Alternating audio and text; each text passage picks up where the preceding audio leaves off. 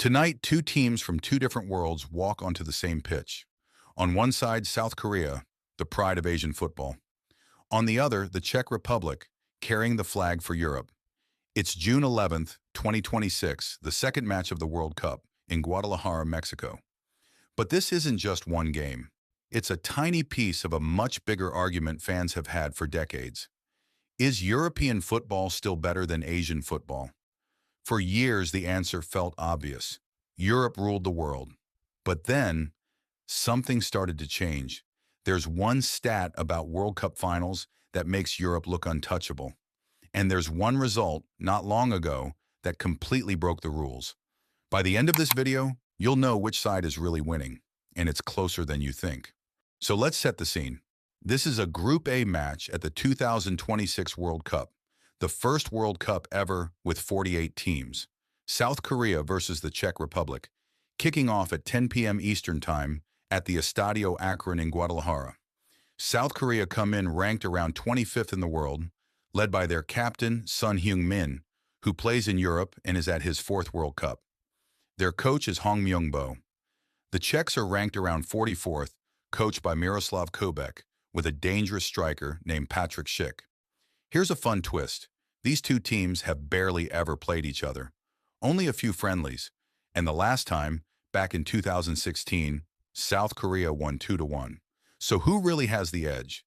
To answer that, we have to zoom out and look at Europe versus Asia. First, the case for Europe, and it's strong. Here's that stat I promised. In the entire history of the World Cup, no Asian team has ever reached the final. Not once. Every single World Cup has been won by a country from Europe or South America, never Asia. Europe also has the biggest leagues, the most Ballon d'Or winners, and right now the two top-ranked teams on earth, France and Spain, are both European. And here's the part that really stings. The best Asian players don't stay in Asia. Son Heung-min, Kim Min-jae, Lee Kang-in, they all built their careers in Europe because that's where the highest level is. So if you only looked at trophies and history, you'd say it's not even close. Europe wins. But that's only half the story. Now the case for Asia, because this is where it gets interesting. Back in 2002, South Korea did something no Asian team had ever done. They reached the World Cup semifinals and finished fourth, knocking out giants like Italy and Spain along the way. Then it kept happening. In 2018, South Korea beat the defending champions, Germany, 2-0, and sent them home. In 2022, Japan beat Germany 2-1, and then beat Spain 2-1 too, finishing above both of them in their group. Read that again. An Asian team finished ahead of Germany and Spain. These weren't lucky flukes anymore. Asian teams are now full of players sharpened in Europe's best leagues, and they're not scared of anyone. The trophies still belong to Europe, but the gap? It's shrinking fast, and tonight is another test. So back to tonight, South Korea versus the Czech Republic.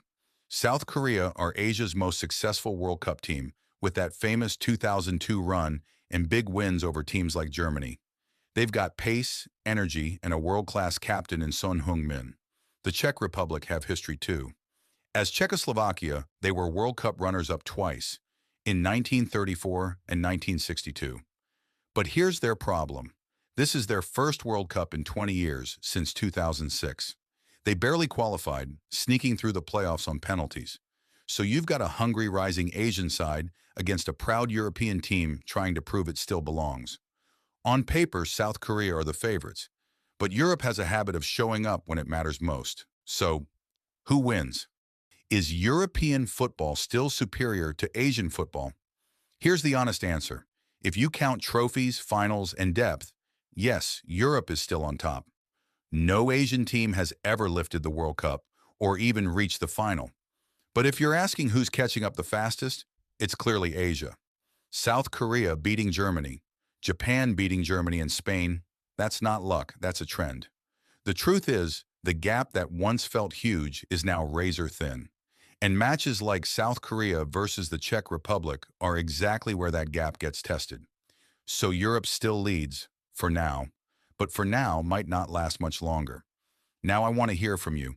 Who do you think wins tonight? South Korea or the Czech Republic? And do you believe Asia will ever win a World Cup? Drop your score and your answer in the comments. And if you enjoyed this, hit subscribe for more football stories like this one.